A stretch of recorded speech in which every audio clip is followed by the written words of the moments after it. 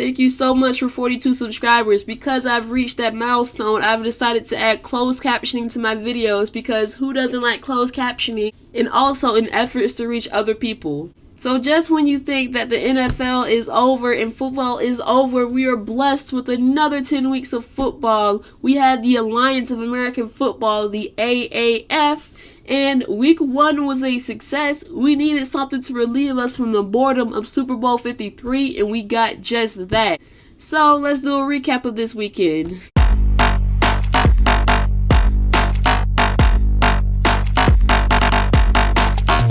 Alright guys, just a brief synopsis of the AAF. It is in no way affiliated with the NFL. The Alliance signs each of its players to 2-year contracts. All players make the same amount of money, and if a player gets recruited by an NFL team, they are allowed to leave their contract to sign with that NFL team. In addition, the NFL has kickoffs, the Alliance does not, so each team starts at the 25-yard line. In addition, there are no PATs in the AAF, unlike the NFL, so in essence, the game is much faster. There are less commercial breaks, which is something that the NFL sucks at. Also, if a team in the AAF finds itself in an onside kick situation, instead of there being a kickoff, it's a 4th and 12 type situation, so you just have to throw the ball in hopes that you'll convert for a first down. Not only that, but plays are faster in the AAF, unlike the NFL. Play clock is at 35 seconds. In the NFL, the play clock is at 40, so more scrimmage plays. And lastly, the major rule difference between the NFL and the AAF is the pass rush limit. In the AAF, you're only allowed to blitz 5 people, unlike the NFL. There's no set number, so the quarterback is pressured less and he can throw the ball down the field way more as opposed to the NFL. And then games come on Saturdays and Sundays following the Super Bowl weekend. So this past weekend was the first premiere of the AAF. So now that week 1 is in the books, we're going to do a recap of all 4 games, starting with Atlanta versus Orlando. Blowout victory for the Apollos, and Matt Sims was at quarterback. He beat out Aaron Murray for the starting job, and honestly, you got to feel for Aaron Murray. He had a successful career at Georgia. He passed for well over 13,000 yards, 141 touchdowns to just 41 interceptions in his time at UGA. But his senior year ended in a bad note as he tore his ACL. He was drafted in the 5th round by the Kansas City Chiefs, but he was pretty much a journeyman in the NFL, and he never played a meaningful NFL down. And just when you think he gets his chance in the Alliance, he is beat out by Falcons' 3rd-string quarterback, Matt Sims. But there is a chance that we might see him start in the near future, because Matt Sims playing horribly in this game. So, let's talk about it. So yes, the Atlanta Legends, they suffered a blowout loss to the Apollos. This is in spite of the fact that former Chargers kicker Younghoe Koo boots his 38-yard field goal to score the first points ever in AAF history. The score is 3-0. They put a strong drive together. However, the team just essentially falls apart after that. The Apollos respond quickly with this improbable 26-yard touchdown pass. The quarterback just basically throws his ball and he manages to fit it in between 2 defenders. Initially, it was ruled not a catch, but after further review, the touchdown has been confirmed and the Apollos score the first touchdown in AAF history.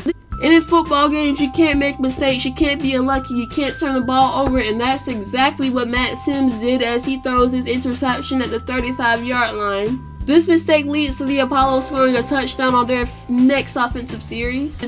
And we also see Atlanta try to be gutsy as Matt Sims rolls out on 4th and 1 to try to complete a pass, but he is denied. And because it was 4th and 1 deep in Atlanta territory, they give the ball back to the Apollos and they set them up in the position to score. And guess what? They capitalize on that opportunity as they run the Philly special, the Orlando special.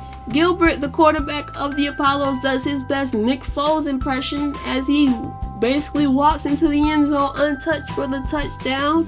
Like I said, so much went wrong for this team as Matt Sims throws another interception to Garbin. He runs in stride to the end zone for a 51-yard pick six for number 51. And finally, after all that, they decide to put Aaron Murray in the game and he throws an interception. Georgia teams, what can you say?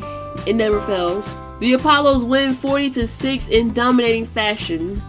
Next game is San Diego at San Antonio. And guess what, San Diego? You now have a football team that is probably going to be more relevant than the Chargers ever were. Just not this past Saturday, as they played horribly, probably just as horribly as their NFL big brother when they play the New England Patriots. However, we did see some flashes, and I'm sure quarterback Mike Verkovici saw his life flash before his eyes as he is lit up like a Christmas tree on this play by Sean Washington. He delivers a big hit on Verkovici, and he did not see him coming.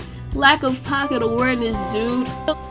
But moving on, how about Logan Woodside? He made some amazing plays down the field to McCain and that other dude, number 84. He was dropping dimes, slinging it deep down the field. It was amazing. And while Woodside was slinging it down the field, we see Berkovici trying to do his Woodside impression by slinging it down the field on 3rd and 20 to the end zone, but it is picked off by Stewart. He runs in stride 69 yards to the 30-yard line. Amazing play by San Antonio, but horrible play by San Diego. Oh my goodness. This leads to a field goal, and the score is now 6-6 at half. Both defenses played terrifically, offenses played horribly, as both quarterbacks had a pair of interceptions in the game. However, it was the defenses that kept the game competitive until Logan Woodside brings some of that first half magic back to the second half, and he drops his 47-yard dime to Alonzo Moore. He catches it inside the 5, and guess what? San Antonio turns that into points, and that pretty much puts the game out of reach because nothing really happens in the fourth quarter until the final play. We see another quarterback under center. He does his best Aaron Rodgers impression. He rolls to the right, says a prayer, heaves it to the end zone. It is caught momentarily, but it is dropped, and San Antonio wins 15-6. Alright guys, so those are the Saturday games. It's time for the Sunday games, and we had ourselves a pair of interesting games. The first game was the Birmingham Iron versus the Memphis Express, and boy, that was an amazing game for sure. For the Iron at least, because it was a shutout victory. We saw some familiar faces for sure. We saw former Jets and former Penn State quarterback Christian Hackenberg, and we also saw former Browns bust first-round pick Trent Richardson for the Birmingham Iron play in this game. We saw some great plays from Birmingham. However, they only managed to score a field goal following a few offensive series. That is until unlucky Christian Hackenberg throws his interception. It was tipped in the air and it was intercepted by Jamar Summers. That was just a great play by the linebacker Matthew Wells because he read that quarterback perfectly. He kept his eyes on him the entire time and he was able to make a play on that ball, which led to that interception. The Iron are able to capitalize on that turnover as Nick Novak converts this field goal to make the game 6-0 at this point. And guess what? Nick Novak is on fire because he boots another field goal to make the game 9-0. This was a 47-yard attempt, by the way, and he was a journeyman in the NFL. He spent 10 years in the NFL on a number of different teams, and he finds himself on the AAF team, and this man is money. And also, some things just never change as Trent Richardson takes the handoff and he runs up the middle, and instead he fumbles the football. He loses the football. The Memphis Express recover. However, they do not capitalize on this play. They are denied a 4th and 1 situation trying to convert in the red zone, but they cannot. They turn the ball over on downs, and the Birmingham Iron end up capitalizing on the play. Memphis Express just continue to come up short as they are denied over and over again, especially on this field goal attempt. They are still being shut out. They cannot score points, and the Birmingham Iron continue to kick them while they are down. Oh my goodness. The Iron just continue to dominate, and Trent Richardson redeems himself as he runs into the end zone to score the first points in Birmingham Iron history. And once again, money man Nick Novak converts another field goal. Memphis continues to find ways to put points on the board, and they struggle over and over again. And once again, we see Christian Hackenberg's backup throw an interception. And I guess I'm wrong about Trent Richardson because he scores his 2nd rushing touchdown of the season and the 2nd touchdown ever in Birmingham Iron history. So Luis Perez, the quarterback of the Birmingham Iron, and Trent Richardson and company end up shutting out Christian Hackenberg and company 26-0. And moving on to the final game, it is a Sunday night football thriller. We have the Salt Lake City Stallions versus the Arizona Hot Shots. We see a slow start from either team, but the Hot Shots ended up scoring the first points on this wide open touchdown pass. Woodford finds Gerald Christian for the touchdown. But the Stallions quickly answer back and they end up scoring a rushing touchdown on their next offensive series. Like I said, this game is a thriller. We see the Hot Shots put the ball away to the Stallions, only for the Stallions to muff the punt, and the Hot Shots recover. And not only that, they capitalize on this play as Woodford throws this dime to the end zone for the touchdown.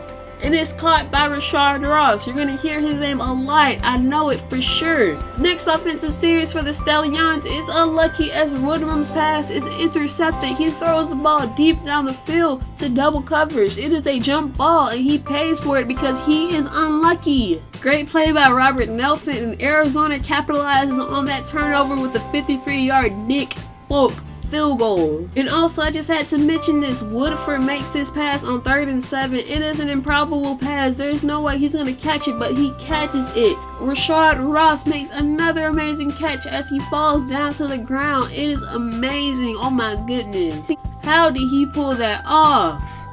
Amazing night for that quarterback and wide receiver tandem as Woodford fires his jump ball to the end zone, and guess who? Rashard freaking Ross comes up with it for the touchdown. The Stallions make a change at the quarterback fall in the first half. In his second offensive series, we see Linehan from the shotgun fire a pass on the far right, but instead it is picked off by the Hot Shots. But it is okay because he tries to make up for it on the next series as he throws his touchdown pass to a wide open Nick Truswell, the tight end for the Stallions. However, it means nothing because the Hot Shots ended up scoring the last points of the game to make this a 16-point game, and the Hot Shots win 38-22. Alright guys, that was an exciting week for the Alliance, and I hope to see much more exciting weeks following that first week, and that is a very special take on the first week of the Alliance. Thank you for watching, and if you like this video, please subscribe to my channel, turn on that notification bell, like the video, comment down below, all that good stuff, and I will see you next time.